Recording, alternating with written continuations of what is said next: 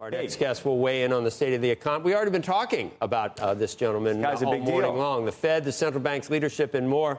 Join us now, Marc Sumerlin, who served as Deputy Director of the National Economic Council in the George W. Bush administration, now managing partner of economic consulting firm Evenflow Macro. And is that a Pearl Jam song? And has been mentioned as a possible candidate for Fed chair. I think it is. Great to have you, Marc. Thanks for joining us this morning. No, thank you for having me, Joe. It's a privilege to be here. And I'll tell you why, if your ears were burning, why we were already talking about you. I was trying to summarize some of your feelings about where the Fed is right now, and I was citing your notion that some of these numbers we have learned are so maybe revisable or not like just you can't. They're not just concrete numbers. And 1 to 3% on inflation is about the best that that agency can give you. And that the Fed is, if it's 1 to 3, they're within the range. And if employment looks weak, you should cut.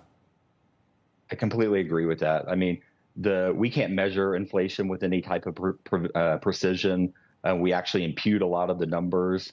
And the Fed can't control inflation with any sort of precision down to the decimal point. And so if you look around the world, what we see that almost every other central bank does, in fact, there are 48 of them that have an inflation range. And it's just common sense. It's like we want inflation to be 2%, but because we can't exactly know exactly where it is or how to control it, we pick a range, something like 1 to 3%. We're well in that range right now. If you look at CPI that came out this week, in January, the 6-month annualized CPI rate was 3.6%. That's down to 1.9%.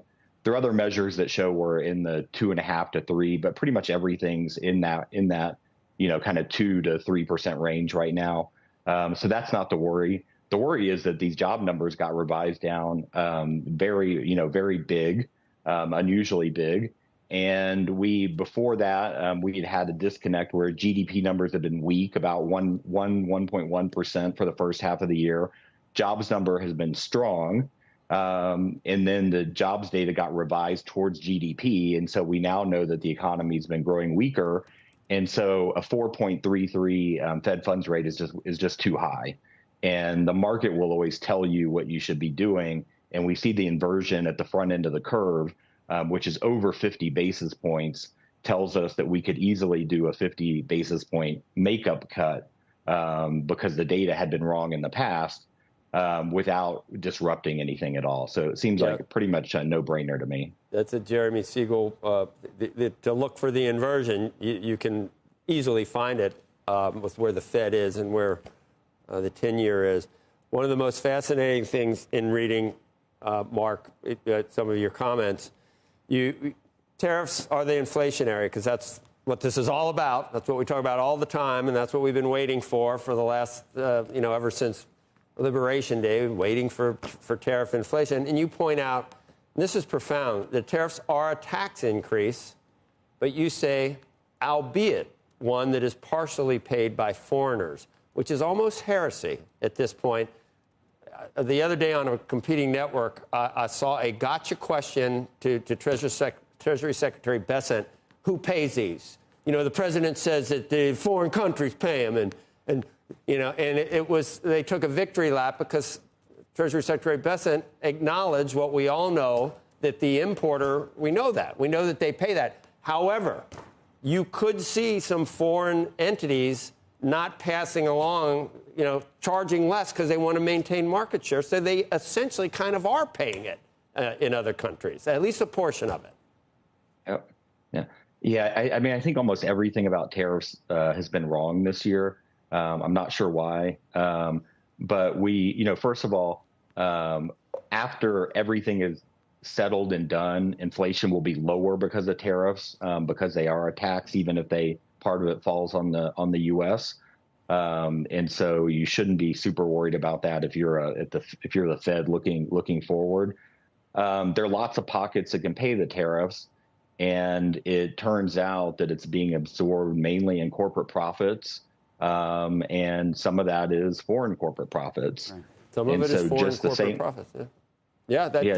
Because now we're whenever Trump says that, elites on the other side that roll their eyes like it's like he doesn't understand it's the dumbest thing in the world. And in fact, some of it is coming out of foreign. Yep, go ahead.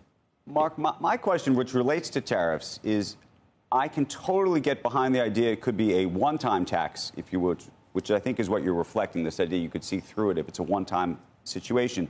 The question is whether the president has decided that he's actually going to use tariffs as a negotiating tool, a chess piece in all sorts of other discussions and debates, so that even the numbers that have been agreed to may move over time. So it may very well be that the president may have to go to the EU at some point and say, look, I need your help on,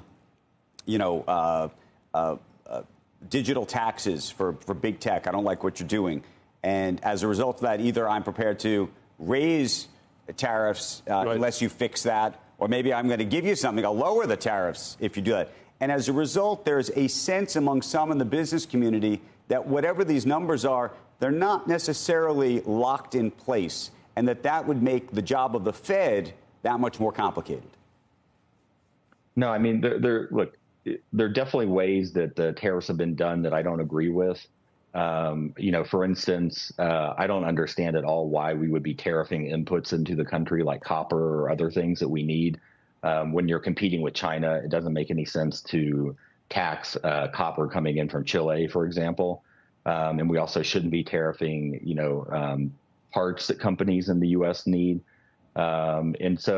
And then, businesses do need certainty at some point. And so the negotiations do need to kind of settle at some point, because we are seeing uncertainty weighing on the economy. I mean, that's the main reason why the economy grew at 1% instead of 2%.